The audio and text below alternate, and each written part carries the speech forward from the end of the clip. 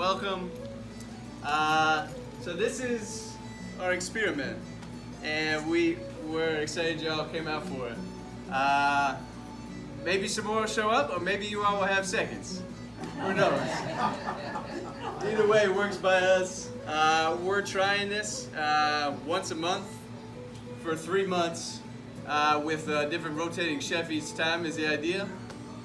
To get a little variety of food in Selma, get a little variety of entertainment. So the name we're using is Rotating Chef and a Show, and the show part is ideally we wanted to have some connection to the chef. And so tonight, that's Queen Sugar, which I learned about through Mama Callie, and is a beautiful show. And if people don't know, Ava DuVernay, who made Selma, also made Queen Sugar. It's in its 3rd or 4th season now, and we might do a little audience poll after the first episode and see if people are up for another one, and if so, which one will show. I'm going to tell y'all a little bit more in a minute about the local restaurant cooperative, which is sponsoring this and presented with Mavis, Men and Mothers Against All Violence in Solidarity. You see the name here, and that's Chef or Mama Callie's organization, as those who get to know her end up calling her. And I'm going to turn it over to her. And just as she comes up, I just want to say some of the idea with this is that people's stories around food has a lot of history and emotion and family and all these things to it. And so we're hoping at the beginning of each of these, if God allows us to do more of them, that the chef will tell kind of a brief story about a memory around food and tell a little bit about the menu, explain it a little bit, which you all have in front of you.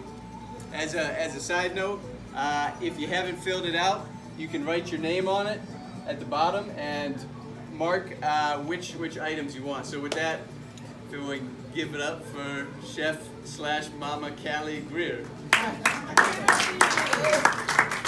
Hey y'all. Thank y'all for coming out and supporting us tonight.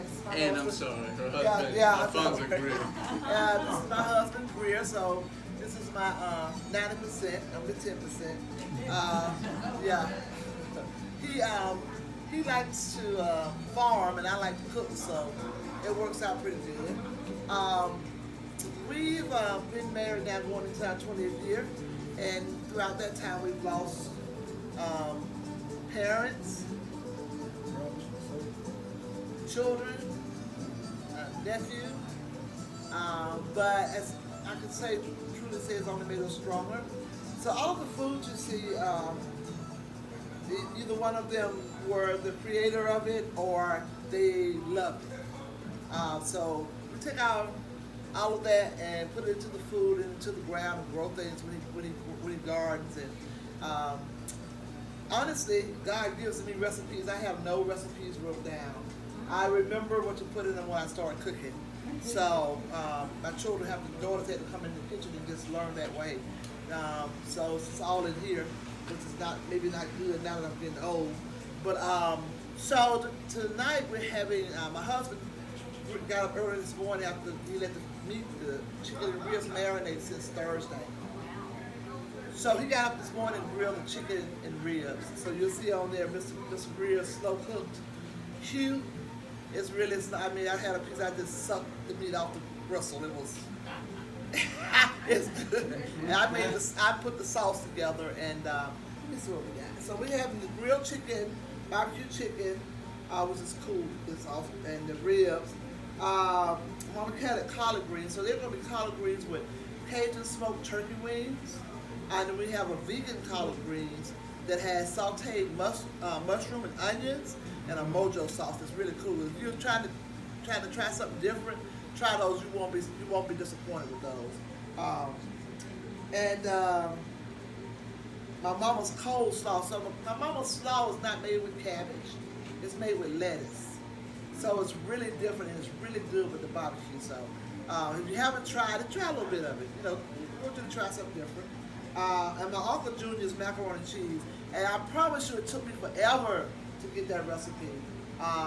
But we got it today, and it's good as well. And Mr. Greer's cornbread. Who's had Mr. Greer's cornbread? You have regular cornbread and jalapeno cornbread. It's by itself. It's really good. Yes, ma'am. Excuse me, you skipped over Mertz. Oh, I did. Yeah, fried.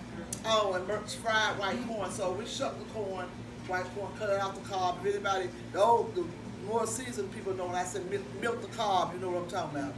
So I milked the cob and fried this corn. And my mom's love lemon cake and our peach cobbler olive oil. So I'm gonna choose to talk about, give you a short story about Merck's fried corn. So Merck is our oldest son. He's not with us anymore. He was shot and passed away on Father's Day in '99. So that's when Mavis was first thought of a long time ago. And so he loved the fried white corn. Mercury he loved the fried. I mean, regardless, whatever else was cooking, he wanted the fried corn. So I was cooking the fried corn in the kitchen. I had to leave out the kitchen. Of course, he's stalking the corn, right? So I said, Mercury, do not touch this skillet. So it's a black cast iron skillet, right? Full of fried corn, hot. And I go out the kitchen, and before I can get to the door, I hear, ah! And I come back, and corn is running down. The hot corn is burning itself. With the white corn, eating the corn off to my, oh! And I was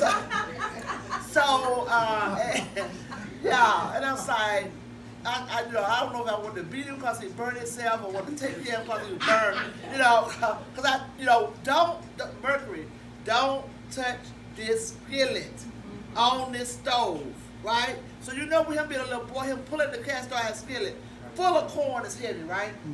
So he pulls it, and then when he pulls it, it just tilts over on him, and he's burning, eating the corn, and burning. So that's one of the stories behind that Mercury's fried corn. So we keep our family members alive in our food, cause every time we speak their name, we're reminded of them. So that's why all of our food, most of our food has a name, because it derives from something like that. So a little bit about Mavis. It's an organization that my husband is now coming into more, because he want to work with the young men and teach them how to grow food and fix cars and how to be safe in the woods, and all that different kind of stuff. So that, how to dig wells, so that if they don't have a job, they can still take care of their family and eat what they call clean food. Now it just used to be food to us, but how to eat clean food and be able to take care of themselves. So he's stepping forth more in that. I'm moving into another phase with midwives and Mother's Wit as a part of Mavis. And Mother's Wit would be some of you all, I hope, will come in and speak to some of us and drop that seed of wisdom in us during one of the Mavis's meetings.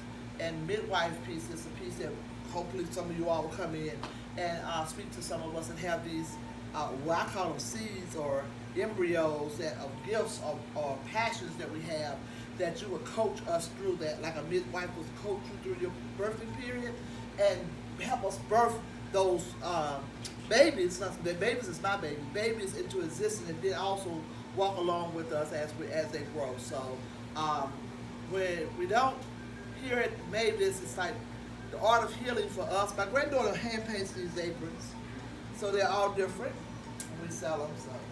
For fundraising, but the art of our healing is not to waste our pain. So we use art in every form: singing, dancing, hair, cooking, painting, poems. As Marla wrote me a poem last week. We don't waste our pain. We take it and make something terribly beautiful out of it. And my art is cooking. I love to cook. I have a passion for that. What I was about to say. My husband said that's it because the cobbler's in the oven. Okay, so that's it, cobbler's in the oven. Thank y'all for coming and did it. If you have any more questions, let us know.